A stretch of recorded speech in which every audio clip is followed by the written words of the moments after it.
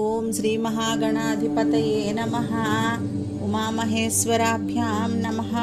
కార్తీక పురాణము 19వ అధ్యాయము.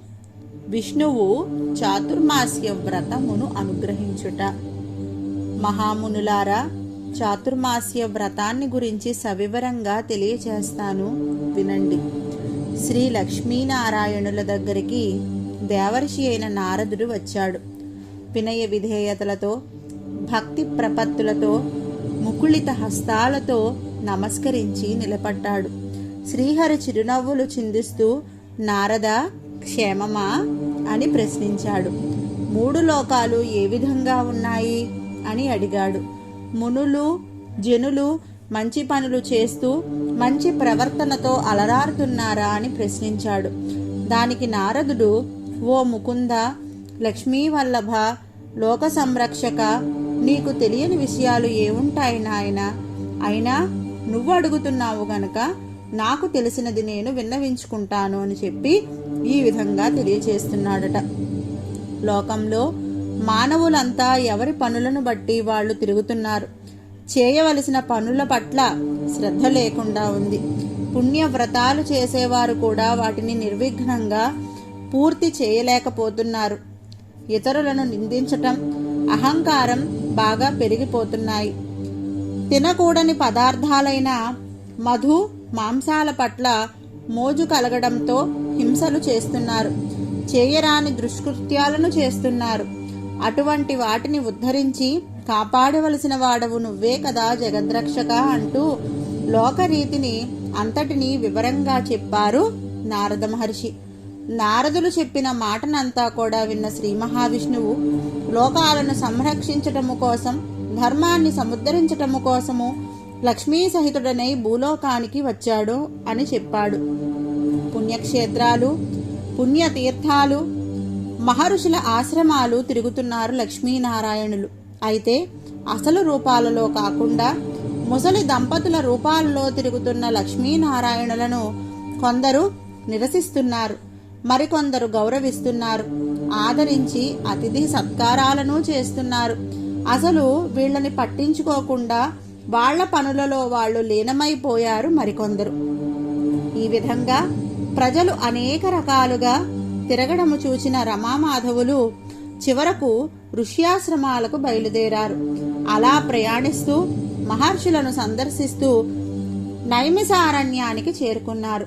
సోత సౌనికాది మహర్షులు ఆ వృద్ధ దంపతులను భక్తి శ్రద్ధలతో ఆరాధించారు. వారిలో జ్ఞానసిద్ధుడు అనే యోగి పుంగవుడు ఉన్నాడు.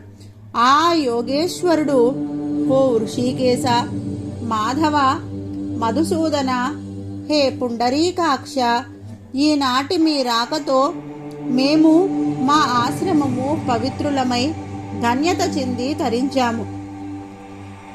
ఓ చరాచర జగన్నాటక సూత్రధారి పరంధామ, లోకాలన్నీ అతలాకుతలమైపోతున్నాయి, సత్కర్మలకి దూరమైపోతున్నాయి, అధర్మాల పాలు అవుతున్నాయి. ఓ లోకరక్షక, లోకాన్ని తరించే ఉపాయాన్ని ఉపదేశించు అని చెప్పి వేడుకున్నారట. దానికి శ్రీమన్నారాయణుడు, జ్ఞానసిద్ధ, కోరుకోవలసిన కోరికనే కోరుకున్నారు. లోకాన్ని ఉద్ధరించాలనే ధ్యేయంతోనే నేను లక్ష్మితో కలిసి భూలోకానికి వచ్చాను. లోక శ్రేయస్సే ధ్యేయంగా పెట్టుకున్నందువలన నేను నీకు 2 వరాలను ఇస్తున్నాను, కోరుకోమన్నారు శ్రీహరి. దానికి జ్ఞానసిద్ధుడు, దేవదేవ, ప్రాపంచిక వ్యామోహాలకు అతీతముగా తిరగలేకపోతున్నాను కనుక పరంధామ, నీ అందే మనసును లగ్నం చేసుకొని వరాన్ని అనుగ్రహించమని మొదటి వరం కోరుకున్నారు. అనుగ్రహిస్తున్నానన్నాడు పరంధాముడు. 2వ వరం కోరుకోమన్నాడు. దురాచారములు, పాపకర్మలు, స్వార్థ చింతనలు ప్రజలలో బాగా పెరిగిపోతున్నాయి కనుక అవి తొలగిపోయి ప్రజలు ధర్మ చింతనులై ప్రవర్తించడానికి అనుకూలతను కలిగించగల వ్రతాన్ని దేన్నైనా అనుగ్రహించు అని 2వ వరంగా కోరుకున్నాడట. దానికి జ్ఞానసిద్ధుని కోరికను విన్న లోకరక్షకుడు, నీ కోరికను సిద్ధింపజేయగలను, ఒక వ్రతాన్ని అనుగ్రహిస్తాను. దీని వలన ప్రజలలో జాగరూకత కలుగుతుంది, నిశ్చలత ఏర్పడుతుంది, నిర్మలత్వము లభిస్తుంది. ఆషాఢ శుద్ధ దశమి నుండి కార్తీక శుద్ధ దశమి వరకు గల 4 నెలల కాలము లక్ష్మీ సహితుడనై నేను పాలకడలిలో పవళించి ఉంటాను. నాకు నిద్రా సుఖాన్ని కలిగించే ఈ కాలమంతా ప్రజలు మెలకువగా మసలుకోవలసి ఉంటుంది. కాబట్టి దానికి ఈ వ్రతం సహాయపడుతుందని చెప్పాడు నారాయణుడు.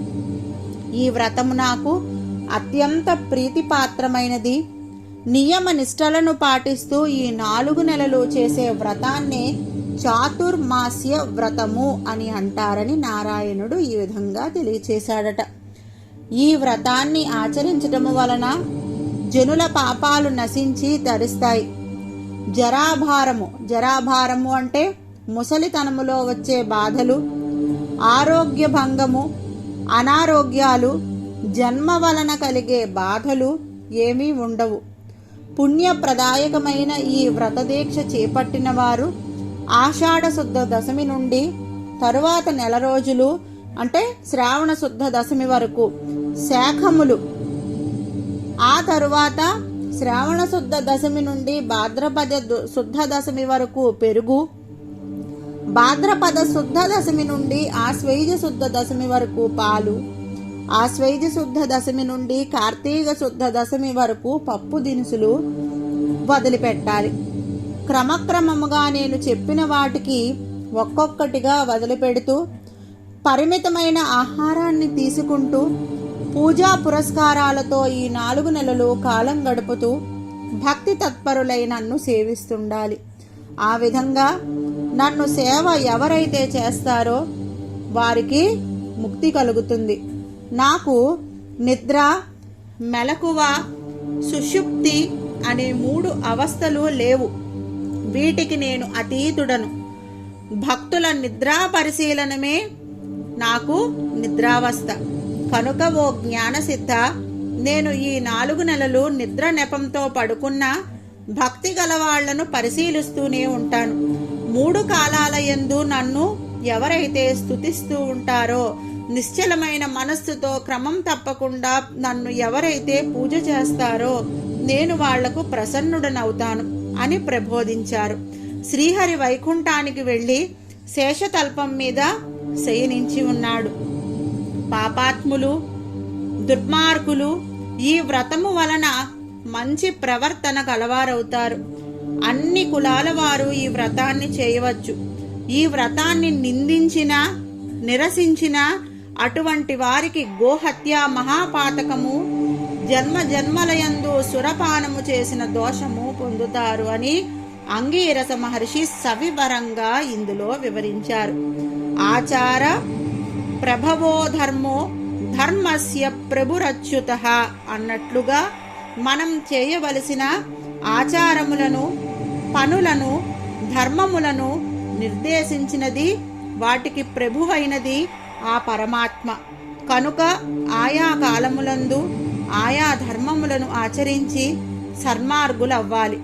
చిన్ని నా పొట్టకి శ్రీరామ రక్ష కాకుండా లోకా సమస్తా సుఖిభవంతు అన్న భావనతో ఉంటే జ్ఞానసిద్ధునికి వలె భగవంతుని యొక్క దర్శనము, అతని యొక్క అనుగ్రహము పొందవచ్చును అని మనము ఈ యొక్క 9వ రోజు పారాయణము ద్వారా, ఈ కథను ద్వారా మనము తెలుసు.